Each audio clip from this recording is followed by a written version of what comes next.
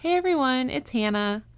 I wanted to quickly ask if you are enjoying the podcast, please leave us a 5-star review. It goes a long way in getting the show in front of other listeners. If you listen on a platform that doesn't do reviews, please follow us on social media, like the show, or leave a comment. Thank you. We love you guys, and we hope you enjoy the show.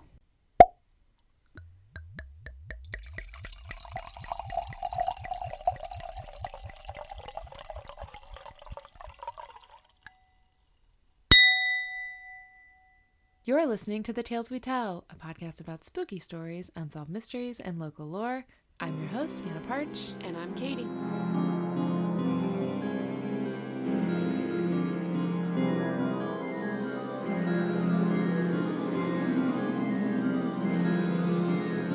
Welcome back.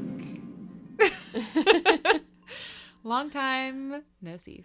Yeah, Hannah got invited, a special invite today. I know. To Moms and Mimosas. I was an honorary mom. It's great. Yeah, it was great because you didn't have to worry about your kid acting a fool. I know. I felt like I was the most relaxed mom there. You didn't have to yell at your kid for, throwing corn or throwing toys or worry about wiping their snot face. Yeah. They were all so snotty. I did yell at your dog a few times for eating corn. Yeah, well, everyone did. Yeah. But then everyone also yelled at their kids for sitting on my dog. Yes, that's true. He didn't care. Like, it's not because he'll retaliate or like nip at the kids. It's just he's old and he can't be sat on. It's more of he's totally fine with it. Yeah. It's more of a let's not let the kids learn that they can sit on the dogs. Yeah, and because bounce. Most dogs are not chill with this activity. Jory, you could do anything you want to that dog. God bless him, sweet boy. But he's an old man. I know, baby. And he ate a lot of corn Oh today. my gosh. He ate so much corn.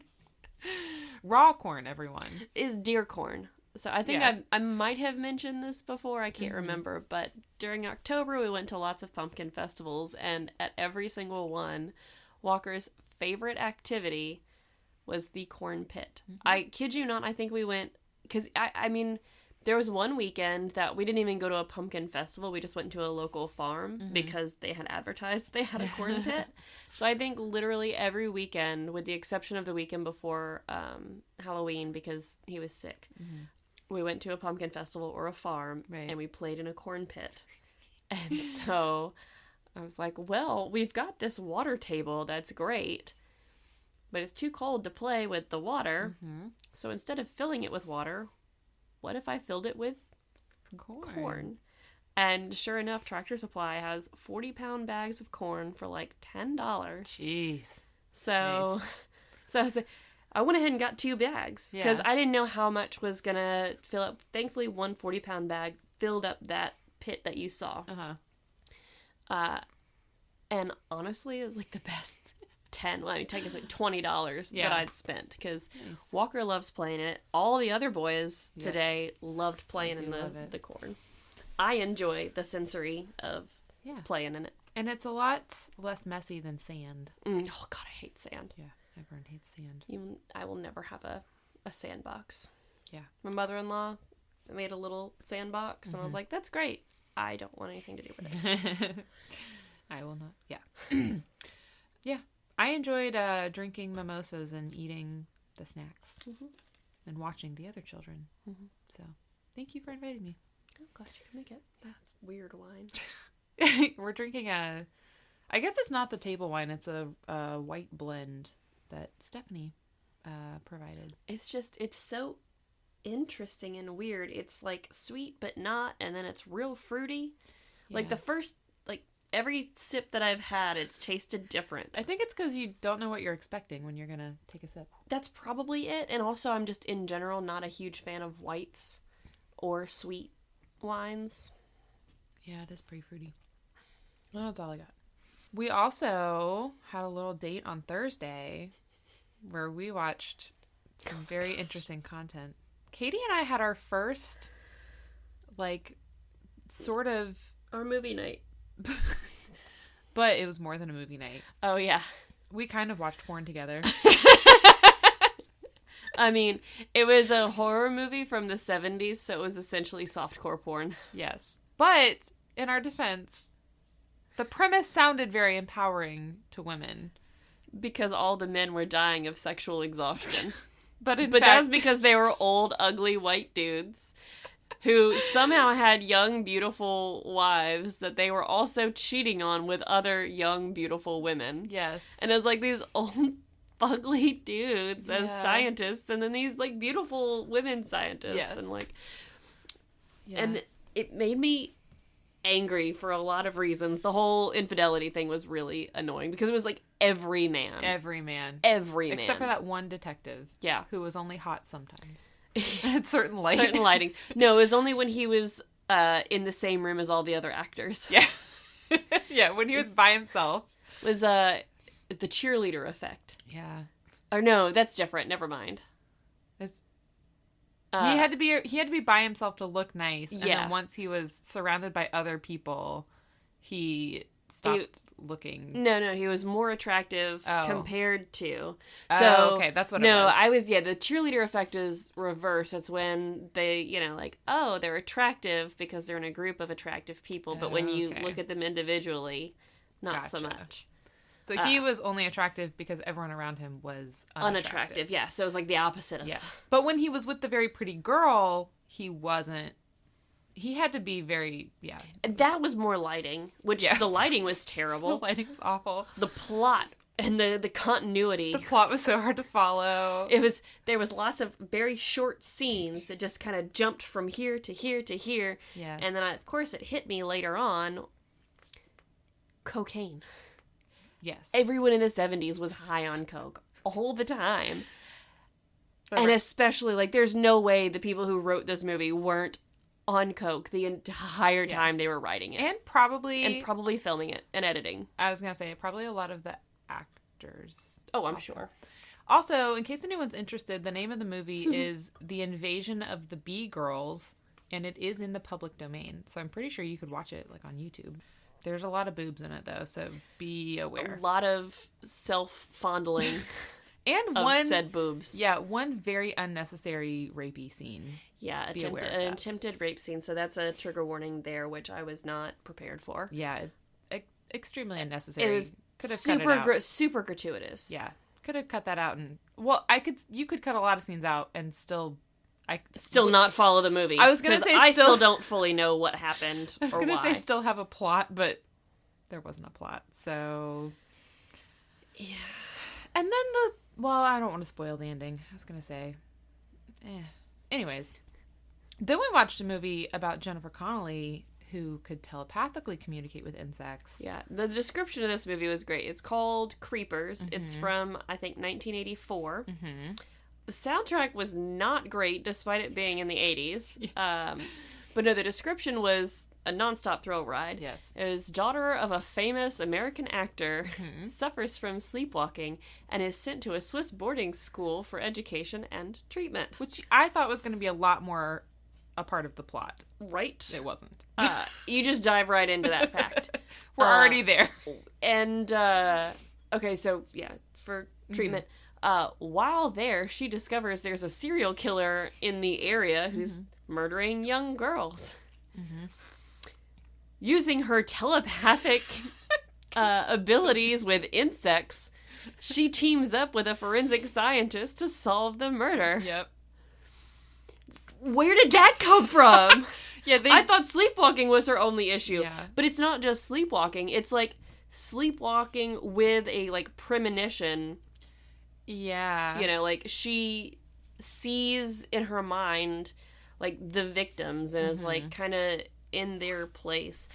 I mean, it's wild. There is a ton of plot holes. The continuity is way better than the Bee Girls. It makes more sense.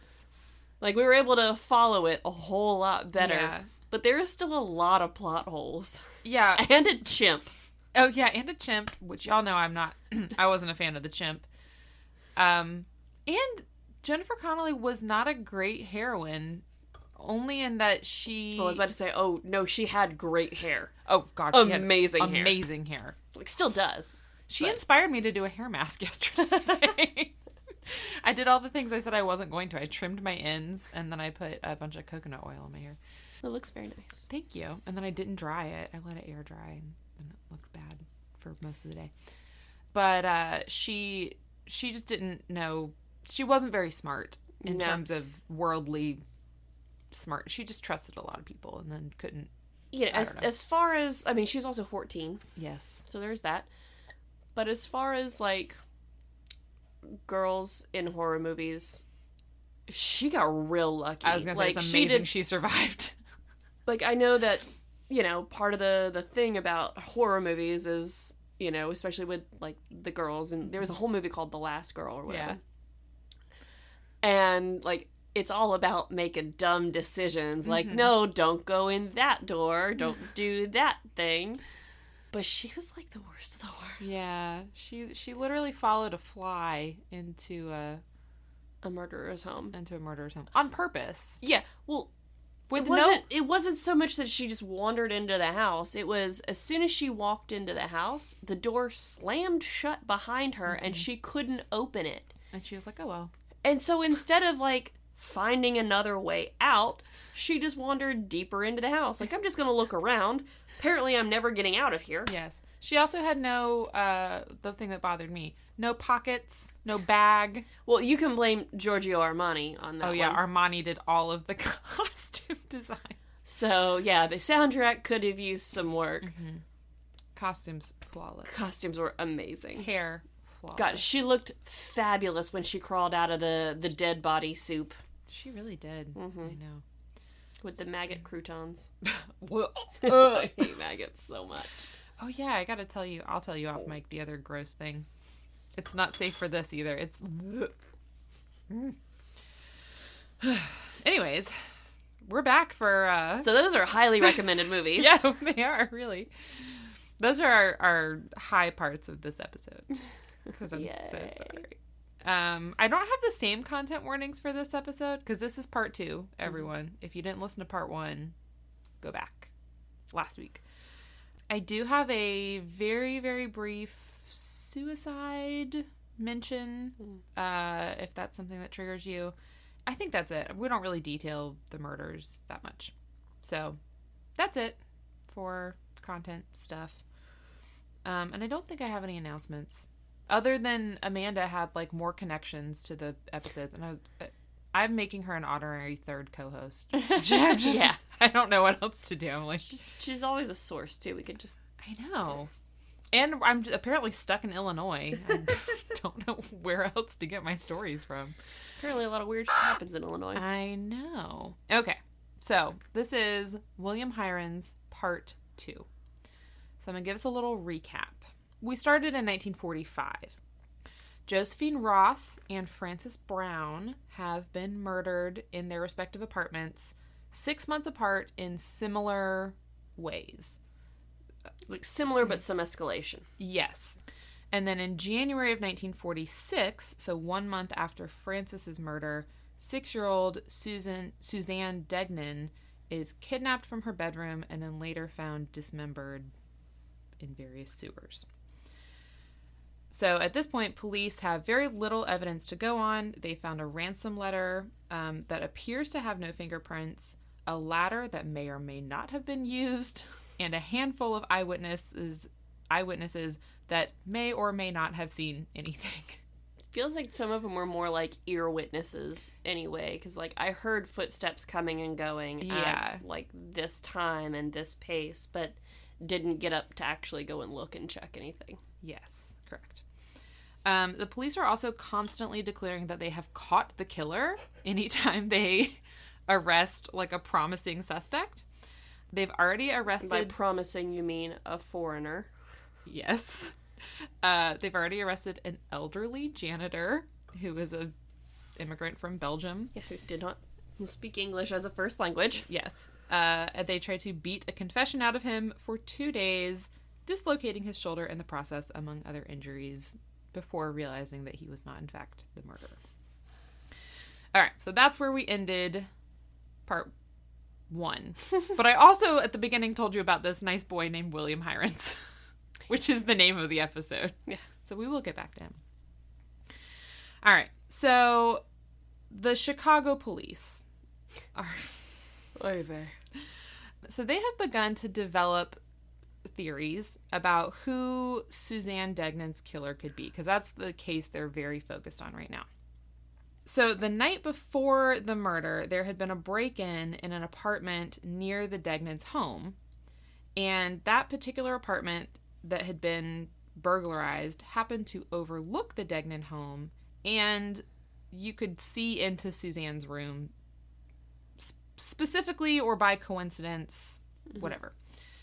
So the police think this is connected, and they are thinking that A, their killer might be the same person who broke into the apartment, and or B, the killer might be someone who's familiar with the area or has committed other local crimes. So they start looking at known ex-criminals, petty criminals around the area. In late January, this is such a weird aside for this story, but I had to share it. They bring in a guy named Theodore Campbell. And I want you to look at your dossier, okay? Gladly. And I want you to tell me that Theodore Campbell is not... and I might just be crazy, and tell me if I am.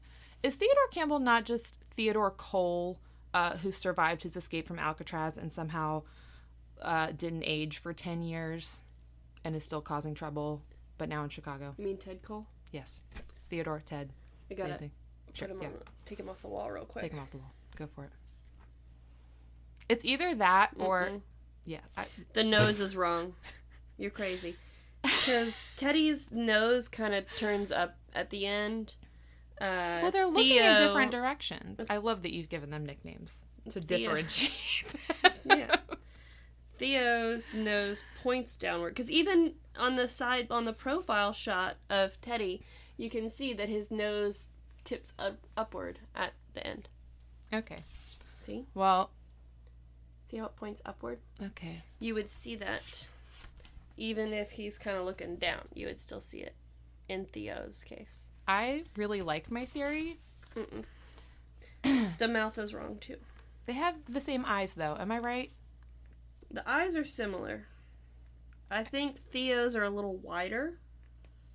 And I think his face is narrower. It is hard to tell because of the angle that he's turned at in the photo.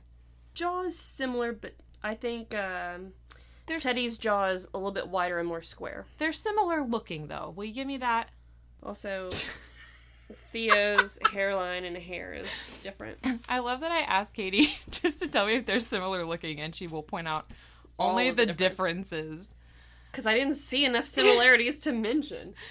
I just think, I have a thing. Teddy's my favorite, and he's very handsome. Listen, Ted Cole lives in my brain rent-free. But Sam lives in your heart. Sam does live in my heart. It's a problem, though, and I think maybe I just have a weird attraction to men who look like him. I don't know. There's nothing weird about being attracted to someone who looks like Ted Cole. Anyways... He's got that bad boy air to it. Like, how are you, like... This has nothing to do with him at all, except that I wanted to talk about him. I think that was it. We just haven't talked about your Alcatraz boys in a while. And you felt they needed some love and attention. I mean, I do look at them constantly while I'm talking to you. I just kind of circulate through all of them. I would also stare at them. I mean... It's been a while since I've thought about Dermot Mulroney and Marvin. It's been a while since I thought about Marvin Hubbard, but... and how much he looks like Dermot Mulroney. I actually do know more about his story, which I can tell you. It's very sad. As of course it is. It's on this podcast. All of their stories are so sad. And I know nothing of Theodore Campbell. Oh, the other thing, my theory, Theo, as you're calling him, is that Ted survived his swim, moved to Chicago, which, if you'll remember, is where I kept mistakenly calling San Diego. San Francisco. Because of the wind. Moved to Chicago and then just did a very poor job of changing his name. He's like, my name is still Theodore, and it's called Campbell now. And I'm still a criminal. Well, because, you know, monogramming things is expensive, and if he's got his initials TC on everything, it's not that funny. Not that funny at all, but... Okay, I'm so sorry, everyone. Theodore Campbell. Theo. I'm sorry. Is that what we're calling him? Theo. Yeah, because I like the name Theo. And I love the name Theo. And I love the name Thea for a girl. I do love that. Theo. I'll never have my little Thea. You might. Maybe there's one floating around that needs a home. That's right. Okay. So they bring in Theo, this criminal, small-time criminal. And he tells them that Vincent Costello, who was your other guy, who's 18, by the way. They're probably both 18. He does not look 18. No, he doesn't. I'm sure it's just like the grainy black and white nature of the photo, but it looks like he's got a creep stash. Yeah, it's that pencil mustache he has. Ugh. So Theo is like, Vinny Costello actually kidnapped and murdered Suzanne. He's got pretty eyes. If you do away with the creep stash, he's more attractive. So police are like, let's look into this. So Vinny lived 4 blocks. I have no idea if he went by Vinny, by the way. I'm also making let's go with Vinny. Okay. I mean, if we've got Theo, we might as well go with Vinny. They're both terrible people, by the way. Yeah, I'm sure they are. They're on this podcast. So Vinny lived... That's what we do here. Terrible people is our bread and butter. It really is. Vinny lived 4 blocks from the Degnan home, and he had been previously convicted of armed robbery when he was 16, which, as you know, means nothing to me. Because you don't care about violence and crime? Because there could have committed by teenagers? There could have been a reasonable explanation for it. I don't know. Anyways, so they bring in Vinny. Don't look at me like that. We did 3 episodes on it. I wasn't looking at you like that for whatever you think I was. Mostly as I just wanted to pause so I could take my shoes off. Oh, go for it. But they're Velcro, so they're real loud. I feel like we should be drinking whiskey. So they bring in Vinny, and when questioned, he's like, oh yeah, I did kill her, actually. And then I asked Theo to call the Degnans and ask for the ransom money, because we're buds. And apparently something about their stories, or them in general, sounded fishy or off, because police were like, we're just gonna have you take a quick polygraph test, both of you. Sorry. Which polygraphs are not our friends, but whatever. This polygraph test determined that both Theo and Vinny were lying out their asses, and when confronted with this, eventually they both admitted that they were lying, and they had actually overheard the police talking about the case the morning after the kidnapping, and thought it would be a good prank to call the Degnan home and ask about the money. So remember I mentioned that they were getting phone calls that day, and someone had been calling asking about the money. That was apparently Theo Campbell. So, big ol' feud to both of them. Real shit. Yeah, real shit thing to do. So, after that dead end, police looked at another janitor of a different building. Oh my gosh. Let people earn an honest living. Just because maybe you look down on their profession doesn't mean they're criminals. Goodness. Just because that might be a job that ex-criminals can get doesn't mean they're still criminals. True. This person was interrogated and arrested twice before being cleared. One man was brought in for questioning because someone at a bar thought they overheard him talking about the crime. Very low bar. Wow. A woman was investigated because a mechanic saw what he thought was a blood stain on the seat of her car. It might have been. I mean, could have been. And then another man was questioned after he was caught exposing himself in a movie theater, which is a crime, and he should have been arrested for that. Asked Pee Wee Herman. Yes. Oh, wait, we can't. R.I.P. Yep. He was actually a nice guy, though, right? I don't know. I feel like like after he died, a lot of people were like, he was actually a good dude. I mean, he did that, which was was that like exposing himself, or was he just like jacking off in a movie theater? And I think it was like an adult movie theater. Yeah. Like that makes all the difference in the world. Like, are you exposing yourself? It's not. At a it wasn't of like The Incredibles, or are you at an adult movie theater doing what people do in the adult movie theaters? Yeah, I think that was it. I assume that's what people do. I mean, it's not like he went and, up to like a playground or a schoolyard and was like, woohoo. So, I mean, and I think the only reason it got, it's just because he was a famous dude, and that's why it got any attention and traction and whatnot. Who knows? If we had a producer, they could check this. Jarek. Okay. So the FBI had actually been able to isolate some fingerprints on the ransom note. So the Chicago police looked at it and they were like, we got nothing. We can't find fingerprints. Let's send it to the FBI. The FBI did some special testing. And they found, I think, 2 fingerprints that didn't belong to police or family. They were not great. They were smudged and incomplete. And they had thousands of prints on file. And it's 1946. So someone's... There's not a computer. It's somebody with a magnifying glass. Yes. So they're comparing them all by hand. Well, I mean, remember, there was that episode that I did. It was one of our earlier episodes. I think it was like within our first year. Mm-hmm. It was, because it was at the old house, where it was a Tell We Tale where I did it, about the most notorious serial killer you'd never heard of. Yes. And it was about this guy who had murdered, I think they were able to confirm it was between 25 and 30 or so, somewhere in that range. I cannot remember. It's been so long now. They were able to I mean, he has super detailed inside info that, is not released to the press, that very few people would be able to actually know about. For a lot of these murders. We can also there's just a lot of corroboration for murders, but I can't remember what year that was, or the span of years, but that was before and kind of what sparked AFIS, which is the national I do remember you talking about database. That. Yeah.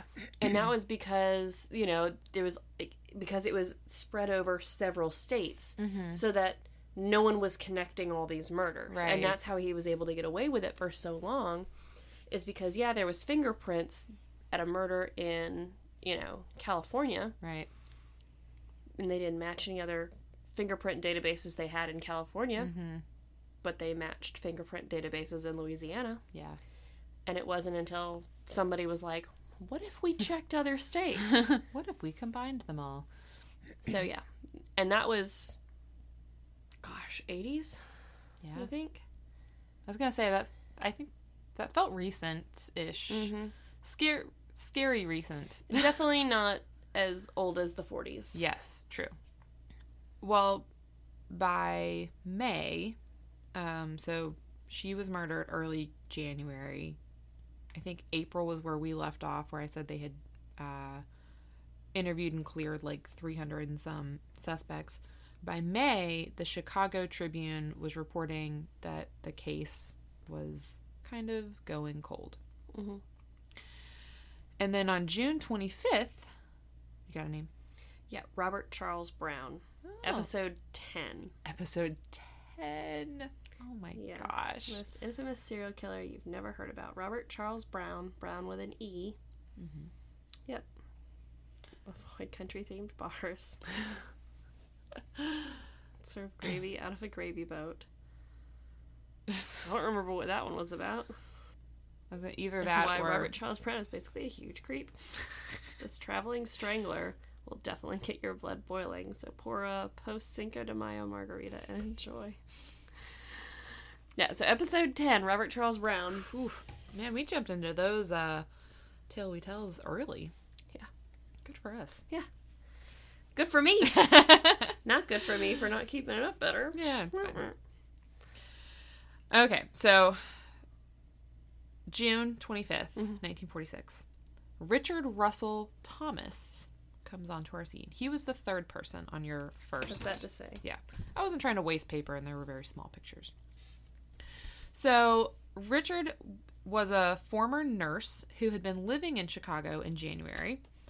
He was, at this time, in a Phoenix, Arizona jail on charges of molesting one of his daughters.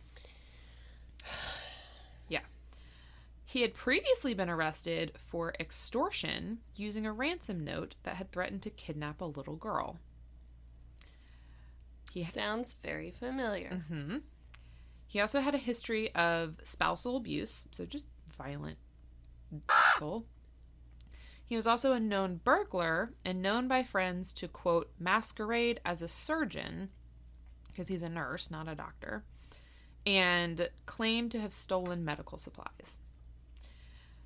Because if you remember the profile that they made for Suzanne's murder, because of the way that she was dismembered, they said either had to be like a butcher or a doctor. Yeah. So while Richard is sitting in jail, he confesses to Suzanne's murder and allegedly said, quote, I want to go back to Chicago and take my medicine, even if it means the chair. A handwriting expert for the Phoenix Police Department found, quote, great similarities between Richard's handwriting and the handwriting in the Degnan ransom note. Also, there were similar phrases to what had been used in the extortion ransom note, like similarities between that. Things like don't involve the police, you know, which is something in just about every ransom note ever. Yeah. Which, it was a short ransom note, so I'm like, what similarities? What phrases? Like, how can you not be, I don't know, how can you not come up with something new? They requested a specific sum of money. They said not to contact the police, and they said destroy this note. Destroy this note. Yeah. We'll be in touch. Yeah. Those are all things that we've seen in other ransom notes. But he has used apparently similar enough language that there's a connection. Okay. So, Chicago police fly to Phoenix to question him, but they were skeptical. So they thought he might be confessing just as a way to avoid sentencing in Phoenix. Although my question is, I don't know why. My first thought was, okay, yes, if you get thrown in jail for molesting your daughter, people are not going to like you. People are not going to treat you well. Mm-hmm. However, I'm pretty sure if you get thrown in jail for murdering and dismembering a young girl, people are also not going to be treating you well. So I'm not sure why you would be confessing to one unless you think you're immediately going to get the death penalty and not have to deal with it. Well, and there's also a lot of times people who are, being arrested and, under investigation or like awaiting trial or whatever, they'll confess to other crimes to kind of pause their, draw it out and be like, oh, well, we can't go to trial yet because now we have to go investigate. He's confessed to this crime too, so now we have to go investigate that and either add that to the charges or dismiss it. Good point. So police believed that he had gotten his knowledge of the case from news accounts because they believed the elements of his confession didn't match like what had actually happened. He did say that he had dumped parts of her body in a garbage dump on the south side of Chicago, which I think he was talking about the arms. Which, sorry, I did say that we weren't going to talk about the murders too much. Now I realize I am talking a little bit about this. You did mention, I think, at the end of last week, too, that you were going to explain. You were like, and next week we're going to talk about other things, including we found the rest of her. Yeah, at the very end, they did find her arms. That was the last thing they found. But those were found in a sewer, not in a garbage just like the rest of her. Yes. Richard was known to frequent a car yard that was directly across the street from where her arms had been found, though. So there was a little connection. He also eventually recanted his confession, so there's that. Also, police were less interested in him because another suspect caught their eye, and that was 17-year-old William Heirens. Nice. Our boy.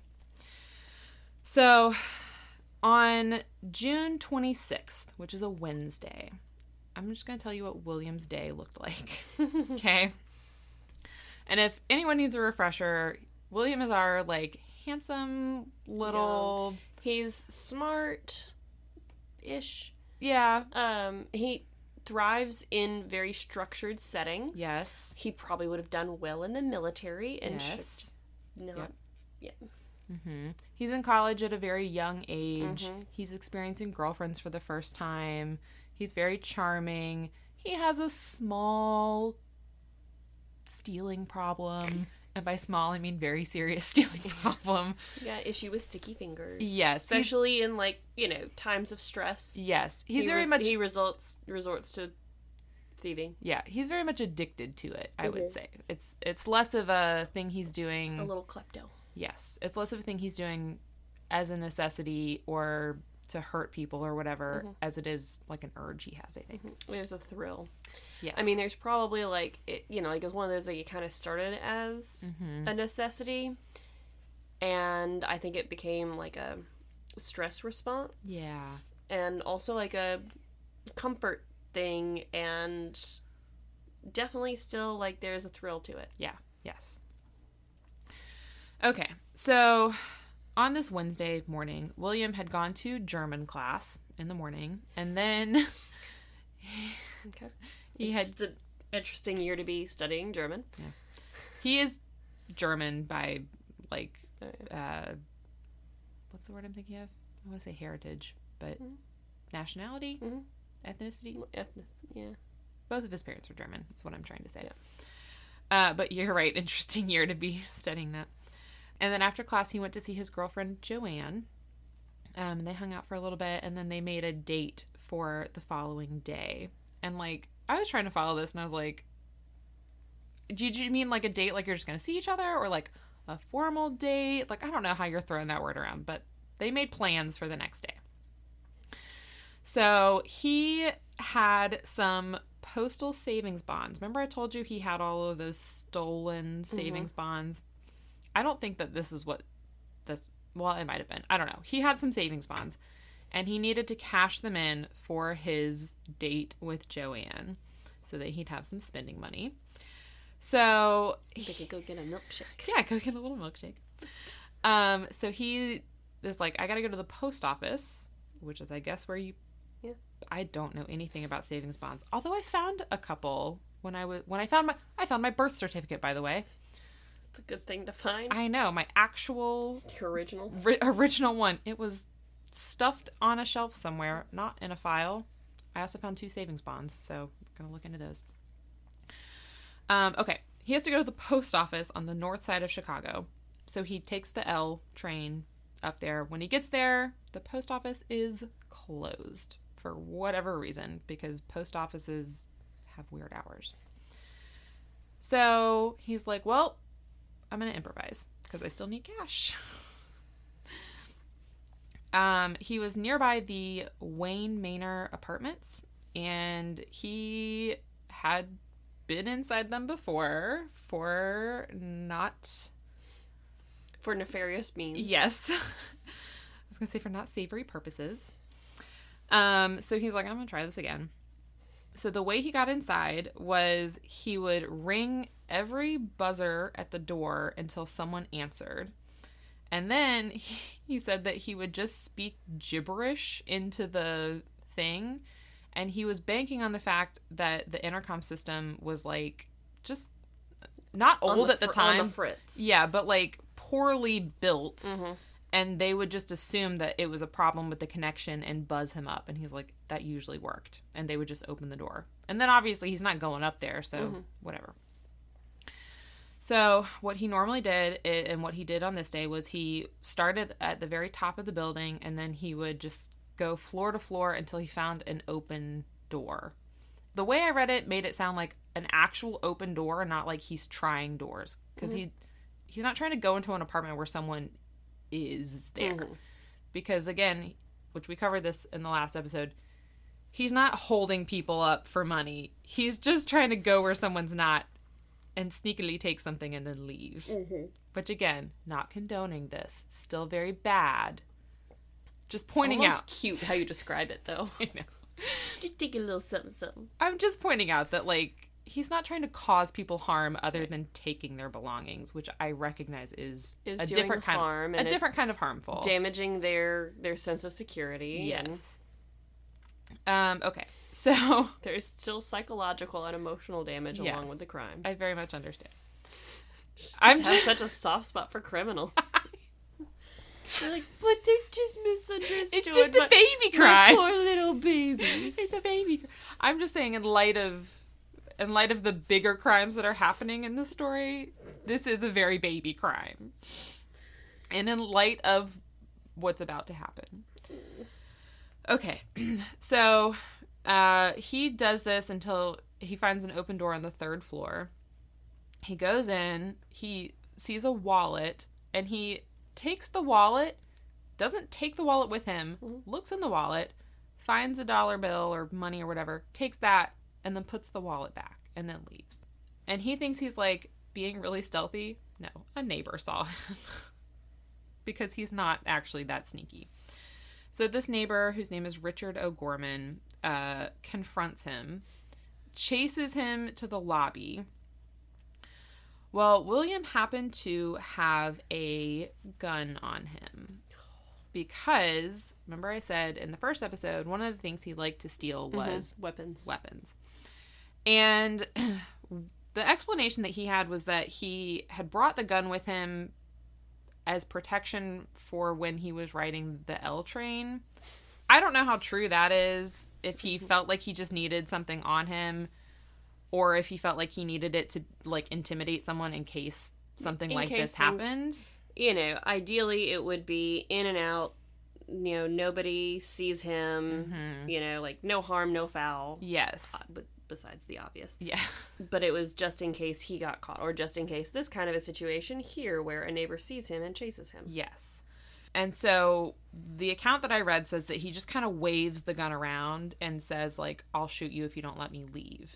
And so the guy's like, fine, you can leave. Yeah. Whatever. I've seen your face. Yeah.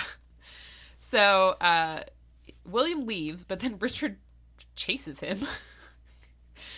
And the building's janitor also chases him. So many janitors in this story. Unsung heroes. So William's running. He tries to hide by going to a random building and climbing up onto a 2nd-story back porch, which sounded like a fire escape to me, but it was definitely described as a porch. And this woman comes out and is like, who are you? What are you doing on my porch? And this, I think, is where being a cute little 17-year-old boy comes in handy, because he's like, oh, I have a heart condition. I just need to rest for a second. Can I have a glass of water? And she's like, sure.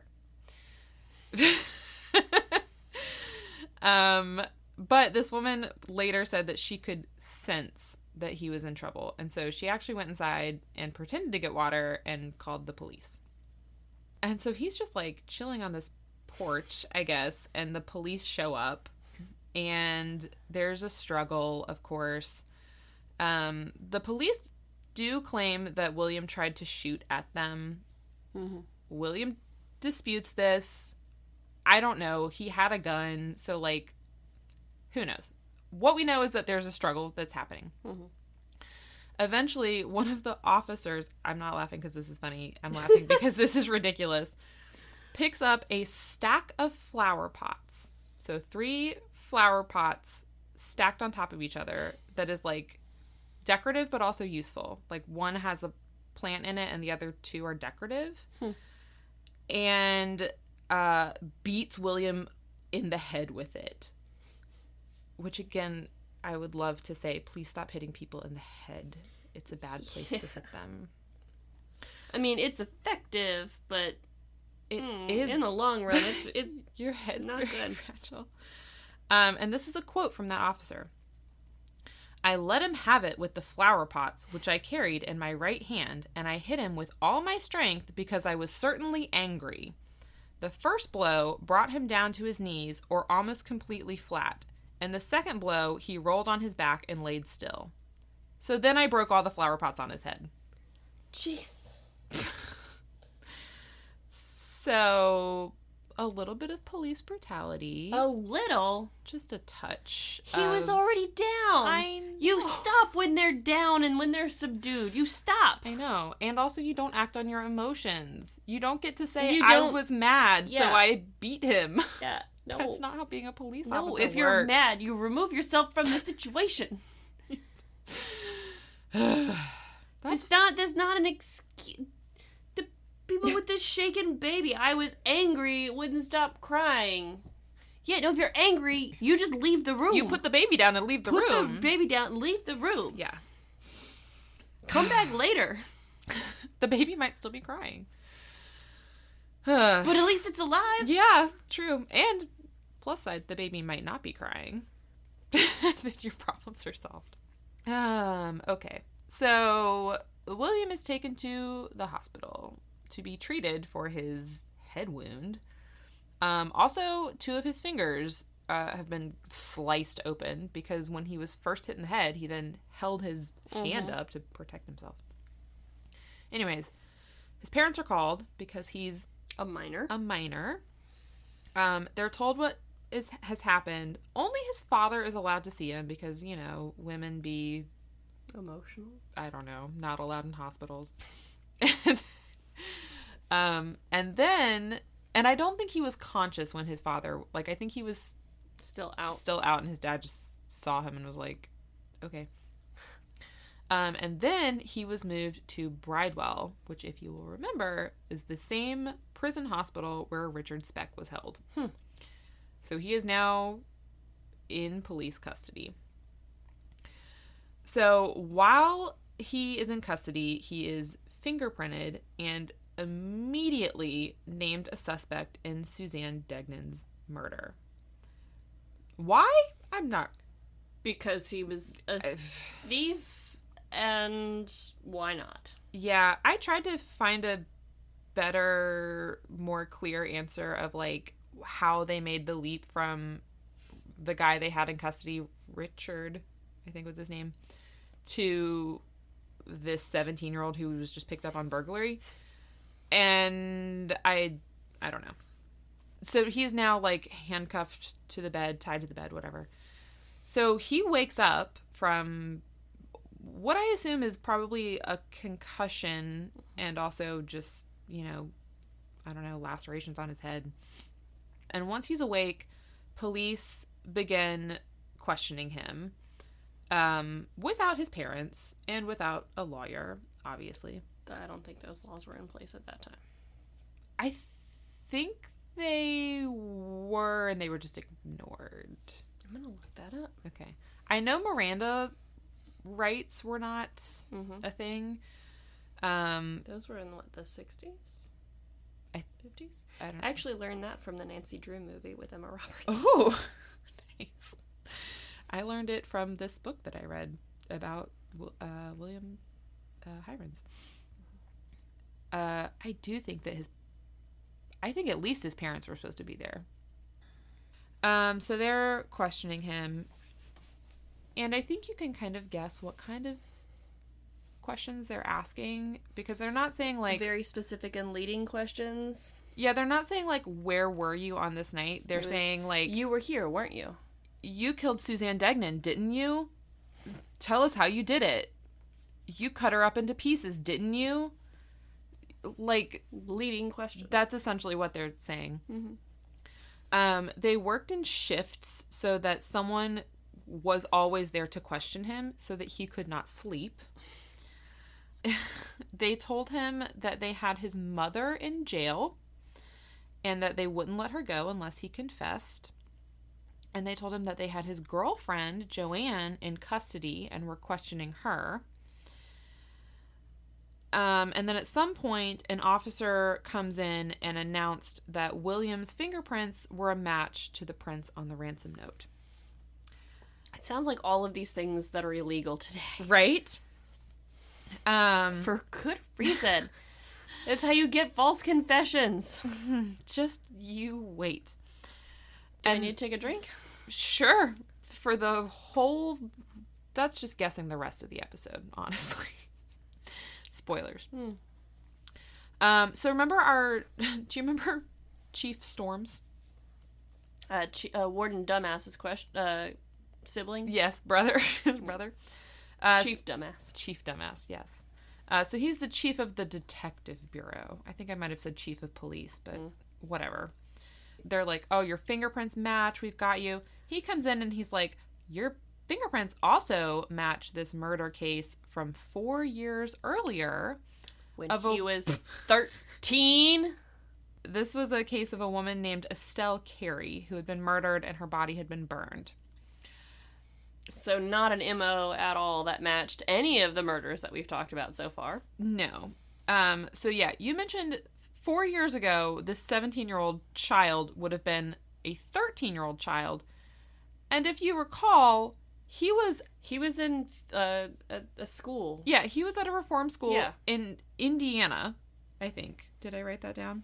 I keep losing my spot in here. Like well, you need to get your fingerprinting whatever's checked because it ain't right.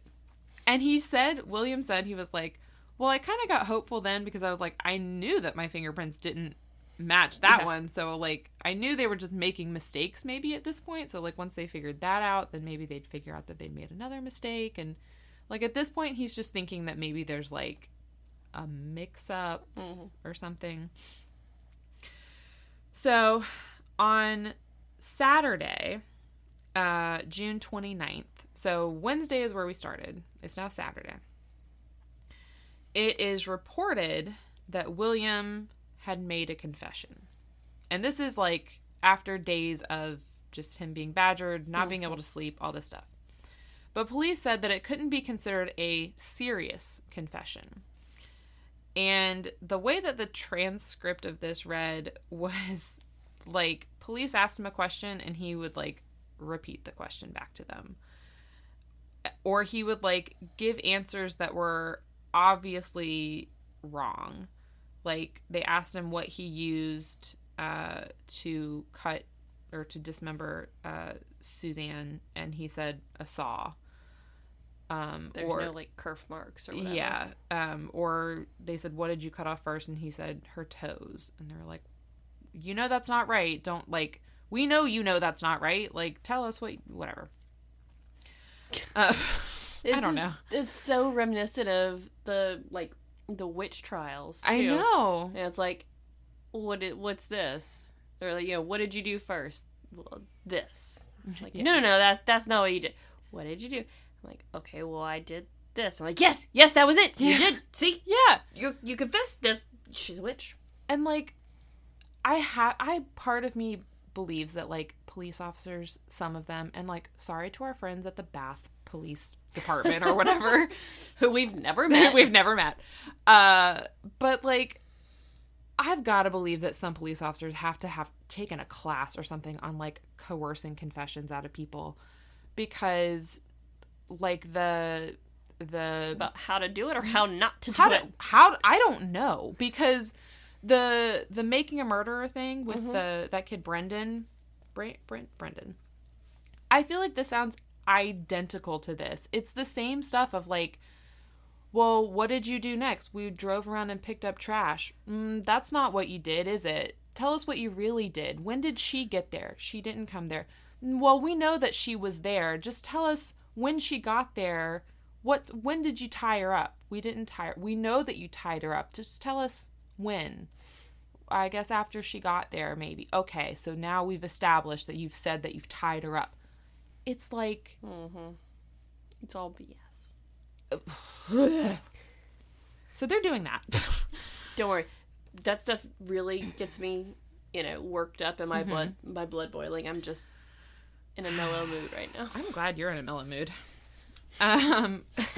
There's only enough room in this room for one of our blood pressures to elevate. Well, according to William, during this confession, quote unquote confession, air quotes there. The detective, whose name is Jack Hanrahan, I don't know, was beating him. Delightful. Lovely. This is a quote. Right now I'm getting worked up. Yeah. This is a quote from William. He said, "By the time Hanrahan was done with me, I hardly cared what they did to me. They kept telling me that I was guilty, that I had killed Suzanne Degnan and Estelle Carey." Estelle Carey was the one when he was 13. The 13-year-old did not murder some woman from another state. Oh my god. And this detective is like punching him and then demanding that he confesses to it. And this, I mean... See, that's the thing that just drives me so insane is, you know, like, it's, you can't even blame, like, this thirst or this drive for justice, because it's not justice. It's perceived justice. Yeah. They want the people to think that they solved this crime, they got the bad guy off the streets, and that they did their job, they did it well, and, you know, everything is fine now. They want perceived justice. They don't want actual justice. They just want to solve the crime, even if it's not solved properly or accurately. Yeah. They don't really care about getting a murderer off the street. Oh, absolutely. They care about thinking that they got a murderer off the street. And at this point, it's been 5 months since this little girl has been murdered, and they haven't caught the murderer, and they've had so many people that they've arrested and then had to let go. And now it's like, now we've got someone, and there's no way that we're going to let him go. We need to solve this or close the case or, you know, make it a cold case, whatever. Yeah, it's... Solve it or it's done. Yeah. So on the same day that he's getting, like, beat up, 2 doctors come in, and they give William sodium pentothal. So essentially truth serum? Yes. This is, again, without William's consent, without parental consent. Just, they're like, we're going to give you, I think they told him, we're going to give you something to help you. Pain and help you relax. They're like, we're going to give you something to help you go to sleep. And he's like, leave me alone, I'll go to sleep on my own. And they're like, no, here's some drugs. I don't want drugs. I don't want beatings. I just want a few minutes of peace. He's literally like, I just want to go to sleep. So they give him essentially what was known at the time as truth serum. And then they questioned him for another 3 hours. William has no idea what he said, right? Because he's drugged. The drug isn't truth serum. It's like loopy serum. Yeah. Yeah. Allegedly, while he was under the drug, William told investigators about someone named George Merman, who they believed to be like an alternate personality. Oh, God. Apparently, what William thinks that he told them was that he didn't know what George's last name was, and that he said it was, which this is not super important, but that he said it was a murmuring name. He's like, I don't know if I heard him. And they were like, oh, Merman. His last name's Merman. George Merman. Okay. So now they're like, we have a suspect. George Merman. We're going to, like, use this to get him. Very conveniently, the original transcript of the interview has disappeared. So, like, there's not a transcript of what was said. There's not a record of what was said. Or if there is, it's not accessible to the public. I don't know. But the police took the George Merman angle as a, like, not as a person, but as a personality, and they ran with it. And I believe that they are, like, just telling the press everything. So, like, newspapers... Well, yeah, because Chief Dumbass is related to Warden Dumbass, clearly, who alerted the press before calling, you know, the Marines, the Coast Guard, the everyone. Everyone, yes. Because it's all got to get to the press. Because that just goes back to that whole perceived justice thing. Yes. Like, they don't care about doing it right. They just want it done, and they just want it done fast. Yeah. All right, here's our little breath of fresh air. It's worth noting that not everyone took this truth serum confession at face value, because on July 19th, which is a ways away, an unidentified doctor was quoted in the Chicago Herald-American, and I just had to include this because I feel like it is a doctor just saying what we're thinking. quote, "Is it not possible that this boy might have had these crimes suggested to him while he was exhausted and then recited them as truth while under the drug? There is absolutely no doubt in my mind but that after prolonged questioning and having been confused mentally, that anyone would be quite likely to make a confession of the things which he has been accused of having done." Exactly. I mean, yes. He just said, you torture them long enough, anyone will confess to anything. Yes. That's literally what they were doing. Yeah, and especially, like, I think another doctor was quoted as saying, like, if you are being kept in a room for 3 days and someone's telling you you're a monkey's uncle, you're a monkey's uncle, you're a monkey's uncle, and then someone puts you under sodium pentothal and says, what are you? You're probably going to say, I'm a monkey's uncle. Because that's what you've been told for 3 days without sleep. Like, and being under the drug is probably the first time you felt decent or relaxed or whatever. And like, you're just like, everything is good. Everything is good. And, like, I know. I feel like it's like, people say that, like, you know, being drunk or whatever is, like, when you tell the truth. Yes and no. Yes and no. Like, I've been drunk and lied off my ass before. I've been drunk and said some of the dumbest shit I've ever thought of. I mean, like, I'm sure I've said some very truthful stuff. In vino veritas is the saying, and wine is truth. I'm like, yeah, but no. It's ridiculous. So, sometime that night, or early the following morning, so Sunday, June 30th, so after this sodium pentothal thing, they're like, well, we've got the doctors here, so we'll do something else. So they have a lumbar puncture performed. For what purpose? That is a great question. That's why I called my sister for a medical consulting. Apparently they were trying to confirm or refute if he was suffering from some kind of mental disease or illness. According to my sister, who's a nurse, specifically in a spinal neuro place. The most common thing that you're testing for in a lot of cases with lumbar punctures is meningitis, which can cause a lot of brain problems. But the way lumbar punctures are performed is that a hollow needle is inserted into the space around the spinal column in the lower back to withdraw cerebrospinal fluid. I get very freaked out thinking about them. And I realized that you had an epidural, so you had a giant needle in your spine at one point. Didn't even feel it, honestly. Oh, okay. Because of the contractions. Oh. I was in so much other pain that I didn't even notice that. Did they tell you when they were doing it, did they say, like, keep absolutely still, don't move? I think so. So what I remember, this is when things were a little bit fuzzy for me. So they had, like, even after being on Pitocin, the induction, you know, being induced for 12 hours, no, I was, like, fully dilated. My water still hadn't broken. So she just went in, broke my water, and I was like, ow. And then I felt the water break, and then a few minutes later I was like, ow.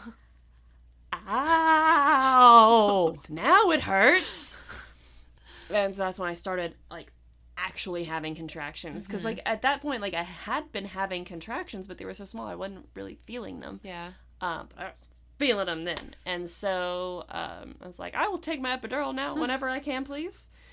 And they're like, well, you know, the anesthesiologist just got in, and they're doing the shift change, and now he's checking on all his ER patients and blah, blah, blah, and the ICU patients, and they'll be up whenever they can. And I'm like, okay. You're so like, sooner would be great. So what do we do now? And they're like, well, we got this other stuff we can give you for now, and, like, it's not going to do much for the pain. And basically it took the sharp pain and made it fuzzy. It also made, like, my vision and memory fuzzy. But when he finally came in to do the epidural, they had me sit up, you know, and kind of, like, feet off the bed. And, you know, I needed to lean forward, but, like, you know, sit up still. and I was in so much pain I couldn't, like, really hold myself up. Mm-hmm. And so they were having Shelton hold me. Uh-huh. Shelton doesn't like needles and blood. Ironic. Thankfully, it's mostly his blood that he can't see. He can handle, like a small amount of other people's blood. Yeah. It's like if I had like a small cut, it'd be fine. Something like that. A gusher, probably not. Any amount of his blood. Needles, though? Not okay. And I think he probably saw. The large needle? The large needle, probably. Large needles I get. I don't know. I was like, that man puts a needle in my arm every year. It's just, he can give a vaccine. And he's really good at it, actually. But he was holding me up, and he was like, Nurse Terry, I'm going to need you to take over. Oh, gosh. Oh, no. And I teased him, like, about how I'm like, oh, you'll probably pass out during delivery, and you'll be one of those guys, one of those men that passes out while his wife is delivering their baby. And then there's a whole production about, like, oh, no, we need to get him a chair, and blah, blah, blah, blah. No, it was during the epidural that he almost lost consciousness. So he had to hand me over to the nurse, and she held me up. And I genuinely don't remember any pain associated with getting the epidural. Okay. But I remember once I got that bolus dose, everything was gravy again. Good. Okay. All right. And then it wasn't long after that, I was like, I don't feel anything. You're like, do this. Like, yeah, let's go. And I went back to just making jokes. So it was like, even though I was technically in labor for like 20 plus hours, because once they started once they give you the drugs to induce you, like that starts your labor. Yeah. So that's just 12 hours of just being on this drug. Yeah. And then several more hours after. Of the like 20 hours that I was technically in labor, there was probably only like 2 hours maybe that I was like actually in pain and uncomfortable. Okay. And it was after Mandy broke my water. So I was like, nah. Nice. I was literally laughing and making jokes. So like, Walker's like halfway out of me, and I'm barely feeling the contraction, so I had to actually look at the monitor because I could see when the contraction was coming, and I'm like, okay, I've got one ramping up. Yeah, no, I think I feel a little bit, and like, you ready? I'm like, yeah, I think we could go. Okay. It's like 30 seconds of intensity followed by about a minute of, so what's everyone doing this weekend? Don't know about you, but I'm taking care of a newborn. Staying here for a few days. Nice. Good to know. Mm-hmm. Actually, Shelton has to have gallbladder surgery, and he got it scheduled for January. And I'm really looking forward to it because, A, I'm hoping that this will solve, like he won't be in pain all the time anymore. Yeah. But also, B, so I can get some cake. There's this cake at the hospital that I've been dreaming about for over 2.5 or over a year and a half now. Wow. Almost 2 years. I'm still thinking about this cake that I had in the hospital after Walker was born. You don't think you could just go to the hospital cafeteria? I probably could. I just haven't yet. Oh, okay. Actually, for my voucher, because I, am in my knitting group and we volunteer for the hospital, we get, thank yous and rewards and gifts. And so, like, for my birthday, I got a little $5 or something food voucher, so I'm like, I'm going to the cafeteria to get me a cake. He's sitting there while he's recovering from gallbladder surgery. That's what I'm going to do. It's like, okay. And then when he gets a cake and you're like, you shouldn't be eating this. He can't have the cake. I'll just be taking that. You'll eat his cake for him. Yeah. I love that. Yeah. Because when I was, again, in labor, I was on that drug for 12 hours, it was in the morning. I wasn't allowed to have any food. And he woke up, he's like, I'm going to go get some breakfast. And I was like, you can do that? You are not allowed in this room with that food. Like, you can go out there and eat. Do not come back in here with food until I can have food. It was like one of the first things I did after Walker was born. We did all the necessary things. And the nurse was like, okay, now that Walker's like on my chest and we're chill. What would you like to eat? She holds up, she's like, the most important thing now. What would you like to eat? Oh, gosh. I had to have Shelton read the menu to me like twice because I was just... It had my newborn child. I was gonna say, you have a lot going on. My mind was not focusing well. Yeah. Oh, man. Sorry for everyone who didn't want to go down that memory lane with me. We need happy stuff in this, because that was a much nicer experience with your spine being punctured by a needle than William. Apparently, what I'm being told, or what I was told, with the lumbar puncture, usually they use a local, well, now, I don't know what they did in 1946, in 2023, they use a local anesthesia. A local anesthetic to numb the area. And then... But apparently, even with that, it is still pretty uncomfortable. William was given none of that. They just stuck a needle in his spine. Oh, gosh. I can't... I think I remember, like, little pokes from the anesthetic. And, I probably remember, like, the discomfort like you're talking about and the pain, but again, like I was already just in a lot of pain otherwise, so it was, once you're in pain it's hard to differentiate between what's going on. So they do this freaking lumbar puncture, and after this procedure you're supposed to lie on your back or on your side from anywhere from 30 minutes to several hours, I guess, just depending on what your doctor tells you. And this is so that your spinal fluid can reach equilibrium again, because that's important. Spinal fluid is kind of an important fluid in your body. Tell me and my obscene back pain all about it. The doctor told William he needed to stay flat on his back for several hours after this was done. 15 minutes later, the police came in and were like, come with us. Strapped him to a chair and took him to the station, wherever that was, not in the same building. Oh my gosh. Like, they got their stupid confession. Like, let him have a few minutes of peace. Like, go work on paperwork. Yeah. And they're taking him down here so that they can administer a polygraph. Shockingly, this child was in too much pain for them to do a polygraph. And what State's Attorney William Toohey, who make up some nickname for him, because I don't know, he reported that the test was inconclusive because William wouldn't cooperate. Somebody give him a spinal tap. Like, out of here with this wouldn't cooperate. So forget the murderer. These are the real monsters of the story. Exactly, yes. So William would later say that all he wanted at this time was for them to leave him alone for just a little bit. And that's all he was thinking about was, how can I get them to leave me alone? And he said the only way that he could think for them to do that was if he would tell them something. And he was like, I didn't kill these people or this girl, so, like, I'll tell them something. But, like, whatever. So Sunday night, he's like, I will talk to you guys. So he asks to talk with Toohey, the state's attorney, the assistant state's attorney, and the captain of the police department or something. Warden Dumbass's brother? That's the chief. Oh, Chief Dumbass. That's right. Not Captain Dumbass. No. It's Chief Dumbass. Yes. Get it right. Get my dumbasses straight. Yeah.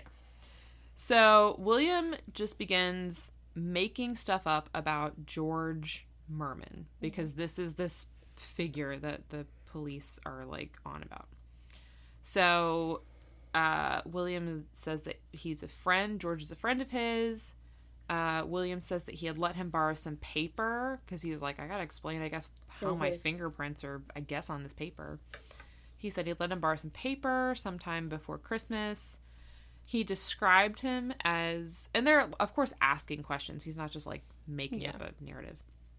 He described him as 20 to 21 years old, 6 feet tall, 170 pounds, with very dark hair that was always combed back and a dark complexion. And he also said that George often burglarized homes and that he would ask William to hold some of his loot for him. It's not mine. I was holding it for a friend. Yeah.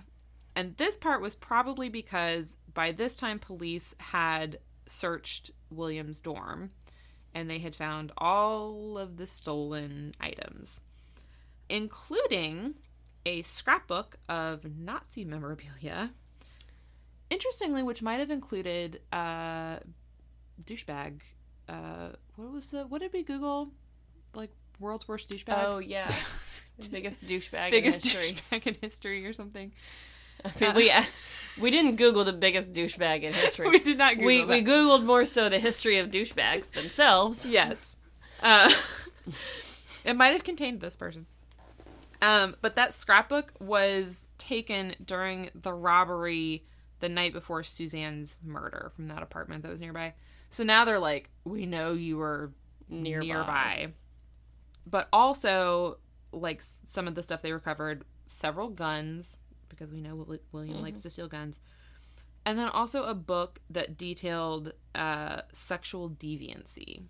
And they made such a huge deal about this. And thankfully, so many people, like his friends and family who they would question about it, they were like, okay, but, like, I think everyone's kind of read a book like this at some point. Like, it looks bad within the circumstances, but, like, everyone's curious. Everyone's kind of checked this book out of the library and looked at it. It's like it's not like the Kama Sutra, but, like, you know, it's kind of like, everyone's curious. It just so happens that you're trying to pin what you are considering as...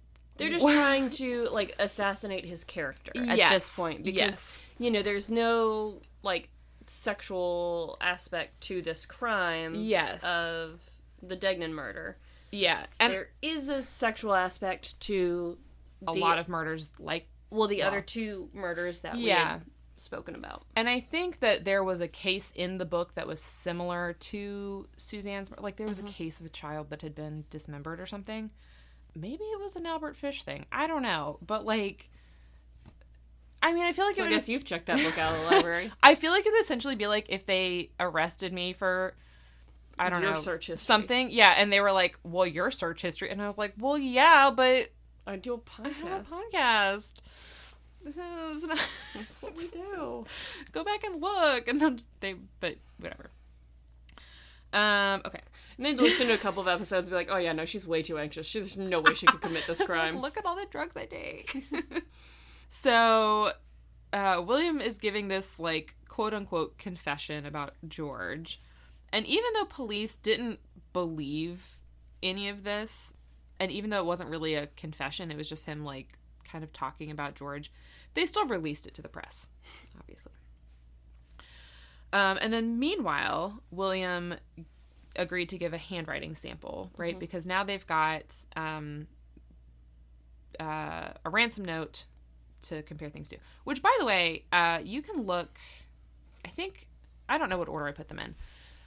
That is a picture, God bless, of poor baby William, like, at the end of his police... I think that's actually right after the... It says after 5 days of interrogation. Yeah. So that's him, like, at the end of all of the police interrogation. And I think I included his other pictures in there just so you could, like... No, I didn't. Compare to what he... Yeah. But it's just like... Poor baby. And I think the police eventually published a picture like that, which everyone will see eventually. But he just looks very disheveled and, like, scared. His hair's not doing the thing. Yeah. But they put that one next to, like, a nice picture of him where he's, like, you know... This one. Yeah. Suave. But they labeled it, like, the Dr. Jekyll and Mr. Hyde of William Heirens. And it's like, shut the fuck up. Like, take a picture of me after, I don't know, a day. I can already say that this is not similar to at least the writing that we saw on the wall. Yes. I also included that picture in there from last week just so that we'd have it. Yeah. I just threw a bunch of stuff. Yeah, no, the E's, it's what I remembered, is the E's are very different. Yes. And that, I don't even understand what's happening with this ransom note. No, is the E's are similar, never mind. It was the C that looked like an E. Yeah, and The R's are different. Look at that weird ampersand that they did. It looks like a musical note that they tried to make. Well, when they asked for a sample of William's handwriting, what they told him was to reproduce the ransom note. And so what William heard was... Copy this as best as possible. Yes. So he wrote out... And, like, he didn't have it in front of him, but he had seen it because it's June or July. It's June. This murder happened in January. He's seen it in the papers, like, a million times. So, like, he just has a good memory. He remembered what it said. And so he wrote it out word for word as he remembered it and, like, stylistically as he remembered it. So he copied, he basically copied the original as best he could. The misspellings. There's an inverted comma in there, if you noticed. He, like, copied it the way that he thought they wanted him to. And he did that, and investigators were like, oh, you misspelled the same words. And he was like, I thought that's what you were telling me to do. Like, you told me to reproduce it. Yeah. That's what I was trying to do. Yeah, I was trying to make it look like that. Yeah. And they were just like, no, you, like the papers just printed, like, he misspells the same words as the killer. Dun, dun, dun. Yeah, if you were wanting me to do a handwriting sample, I would also misspell the same words so that you could see the letters. Yeah. So because it says ready, R-E-D-D-Y, instead of R-E-A-D-Y. So if you wanted me to reproduce it, then I don't think I would put the A in there, because how is my A going to help compare the two D's? Exactly. So nearly all the handwriting experts, which included Chicago police, like, department affiliated ones, FBI handwriting experts, and independent handwriting experts, agreed that when they looked at William's handwriting, which was obtained from samples taken from, like, school notes, which I think would be a much better representation, they all agreed that it didn't match the ransom note or the Frances Brown lipstick message, because they were also trying to, like, link these. However, Chicago police didn't like that answer, so they brought in Herbert J. Walter, who was a handwriting expert who had worked on the Lindbergh baby kidnapping case of 1932, which I also want to cover. And despite several months earlier having said that he didn't believe the ransom note and the wall message were written by the same person, he now declared that William had written them both and that he had just been trying to disguise his handwriting. So they have, like, everyone else saying, like, this kid didn't write these. And then they have one person who's like, he wrote both of them. And they're like, oh, this guy. We'll take him, please. We will take him as our witness. Thank you. So on Monday, July 1st, William is finally able to meet with his attorneys, because his parents have hired attorneys for him. But he didn't actually get to have a conversation with them, because he looked like he did in that picture, which is, like, exhausted and whatever. He just needs a nap. He needs a nap, poor baby. And, like, he literally, I think he probably met them, and they immediately went to court for a hearing, a very brief hearing, where his attorneys asked the judge that he be released to the custody of the sheriff's department. And the judge was like, no, you can go back to the police custody for another 24 hours. So that's what they did. The following day, he is arraigned on, I think it's 23, I didn't write it down, 23 burglary charges, 2 charges of assault with intent to kill, and 1 charge of assault with intent to murder, which I don't know what the difference is, but all very bad. His bond was set at $270,000, which is approximately, do you want to guess? $4.4 million. Jesus. So the evidence that the Chicago Police Department is, like, saying that they have.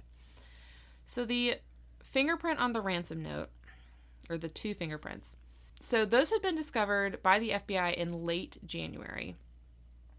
William had actually been arrested on a minor weapons charge in May. And I think it had been like he was carrying one of his stolen guns around or something. So he was arrested for that and fingerprinted. So the Chicago Police Department has his fingerprints on file in May.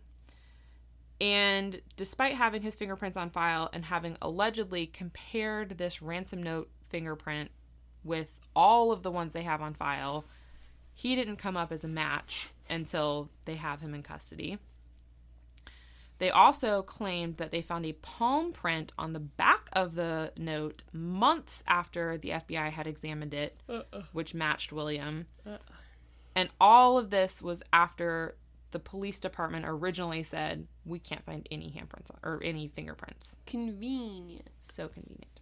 In trying to tie him to Francis Brown, the night clerk of the building, who was a witness, said that William's not the guy that I saw leaving. And then they had a fingerprint in that case, right? They found a bloody fingerprint on the door jamb. So it didn't match William's. No, it's George Mormon. Right. Well, they don't have George Mormon's prints, so. Well, on July 12th, Chief Storms announced to the press, oh, actually, that print was a match to William on 22 points of comparison. It was later revealed that the top joint of, I don't know how the print was done, was matched on 6 points, and the middle joint was matched on 8 points. The FBI standard is 12 points of comparison that you have to match. Like 6 points is nothing. We probably have 6 points of similar grooves or whatever. Which I don't really have fingerprints. I've burned them all off through years of using a hot glue gun. Creepy. I mean, good. I mean, no, it's not good, because when I do international travel, you have to do fingerprints. And when I worked for the National Park Service, I had to do fingerprints, and they just wouldn't work. So, the fingerprint scanners wouldn't work. The other thing about Francis Brown, the fingerprint, was originally, which I think I mentioned this, was the fingerprint they found on the door jamb was bloody and smeared and, not a great one. But now, the one they had on file appeared to be a rolled print. So, one that you would take and, roll across the thing. And they were like, that doesn't look like the one you described earlier that was, and it's just, we don't know how that... It's just, a mystery of how it got there. It's just more falsified evidence. Yes. Evidence, but with air quotes. Yeah. In the Josephine Ross case, police just assumed that the same person killed both Francis Brown and Josephine Ross. So they wanted William for both of them. But there wasn't any physical evidence in Josephine's case to tie him to it. The 2 eyewitnesses that they had didn't identify William as the person that they saw. So the only thing that they had for that was their stupid handwriting expert, who said that he wrote the writing on the wall. Unfortunately, all of this, they said, was enough to convince William that if they went to trial, he would lose. So they told William, to take a plea deal. We have so much evidence that if we go to trial, you're going to lose. And false. Yeah. And his lawyers didn't challenge any of this evidence. Didn't challenge the fingerprints, none of it. And the state also said, at the very least, we're going to put you away for life for the burglary charges, because we know you, we've got you on that. And if we get you for murder, we're going to go for the death penalty. So, you don't want to go to trial. So, on July 14th, Toohey offered William a plea deal. He said, I will give you 1 single life sentence in exchange for a full confession to the murders of Suzanne, Francis, and Josephine. So, William and his attorneys meet with Toohey to hear this offer and consider it. 2 days later, before anything is decided, the Chicago Tribune reported that William had made a full confession. They cited an unnamed, indisputable source, and then they just described this confession. They just, like, made up a confession and described it. And then every other newspaper, like, across the country picked up the story. They all cited the Chicago Tribune as their source. Like, rumors were that the confession had happened when William was under the sodium pentothal. And, like, William was like, I don't remember that, but, like, I know I didn't give a conscious confession, like, recently. And the state wouldn't deny or confirm anything. So now, essentially, the whole country thinks that William is guilty. So now, like, even if they had been considering a trial, which he kind of wanted to go to trial because he was like, well, we can get it moved. We can, you know, like, to get an impartial jury. And now it's like, well, papers outside of Chicago have picked this up. Like, no such thing. You're not going to find an impartial jury. Maybe that's why some anonymous source went to the press to prevent. Because maybe they knew if they did go to trial, they didn't have solid evidence. So stupid. That they said they did. So William agrees to this plea deal, and he writes a confession with the help of his lawyers because he doesn't know, like, what happened. Like, he doesn't know the details of stuff.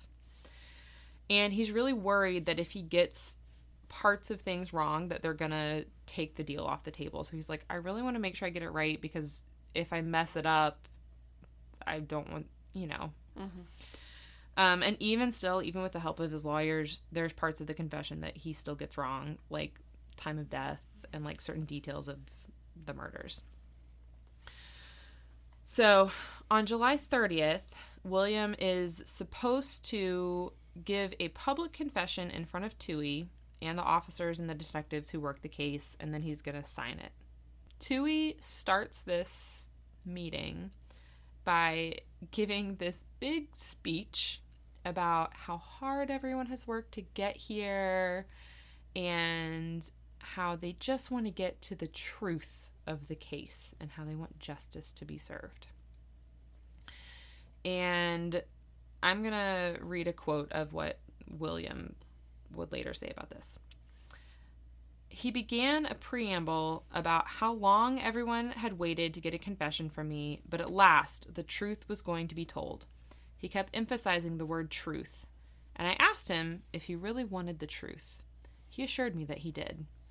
Now Toohey made a big deal about hearing the truth, now when I was being forced to lie to save my life. It made me angry, so I told them the truth, and everyone got very upset. So essentially, William refuses to do this confession because Toohey has made him mad that he's like, yeah, like, you're showboating about wanting the truth. And you're forcing me to lie about this. Yeah. Yeah. He's like, I think we all know that this is not what I'm about to say is not the truth, so forget that. Yeah. And unfortunately, the following day, police recovered a large hunting knife that was discarded on the L tracks. And this was because in his confession, William had said that that's what he used to kill and dismember Suzanne. And he said that because that was a knife that he had stolen from another burglary and had thrown on the track. So he's like, well, I'll tell them something true so that they'll find something. And he said that he would often, the reason he had a knife and threw it away was because he would often throw away things that he stole because his mom would sometimes check his pockets when he got home. So he would, like, get the thrill of stealing and then just, like, throw it away, you know. Yeah. So his mom wouldn't be disappointed in him. There wasn't any blood or fingerprints found on the knife. They couldn't tie it to Suzanne's murder in any way. But the public was convinced that it was the murder weapon and convinced that it was, like, the damning piece of evidence against William. And of course, William has now, like, understood that the not bloody knife was the smoking gun. Yes. And William has now kind of understood that not confessing was kind of not very smart on his part, because now he's made Toohey mad, even though Toohey made him mad first. So on Joey's August... a dick. Oh, yeah. And spoiler alert, he later becomes a judge. Of course. Of course he does. That's probably, I mean, that's why he was, like, grandstanding about the whole, I want the honesty and truth and blah, blah, blah, blah, blah, is because he's a political mover. He wanted that judgeship. He doesn't care who he steps on. Perceived justice. Yep. So on August 7th, William agrees to a second plea deal, but this one is not as good as the first one. So it's 3 consecutive life sentences in exchange for the confessions. And this one he actually does. So he made the confessions in Tuohy's office, and, like, he wrote them out and whatever. But he confesses to Suzanne's murder, Francis's murder, and Josephine's murder. They made him reenact the murders at each scene. Like, they drove him around to each apartment. And they, like, questioned him and made him answer questions and stuff. And there's, like, so much more into, like, oh my gosh. Like he made up shit because, like, at this point he was also hoping that maybe he could still convince them he was insane. And, like, and he was like, I just had made up so much stuff at this point that, like, I couldn't keep it straight. I didn't know what they wanted me to say. Like, it's ridiculous. On September 4th, William formally pleaded guilty to all the charges against him. And that night, he tried to hang himself in his jail cell. But he was found before he died, and they revived him. And the following day, he was sentenced to 3 consecutive life terms and sent to Statesville Prison in Joliet, Illinois. And I think it's worth mentioning that even though on the record he pled guilty, off the record he maintained his innocence. Very much maintained his innocence.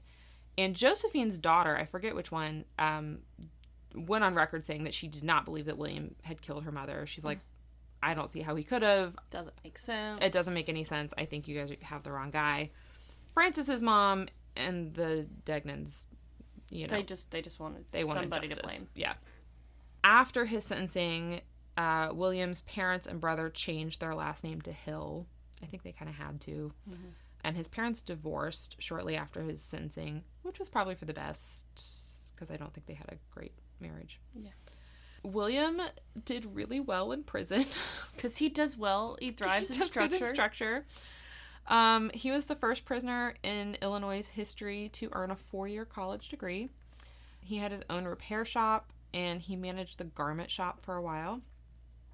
After being transferred to the Vienna Correctional Center, he set up an educational program for inmates and helped them get their GEDs. And then in 1965, because we're not done being mad, in 1965, he was granted institutional parole for the Degnan murder, which I think essentially means that legally he was considered rehabilitated for that sentence. But he still had 2 more life sentences. So the same thing should have applied in 1975 for the Brown murder, and then again in 1983 for the rest of the charges. So like the Ross murder and the burglary charges.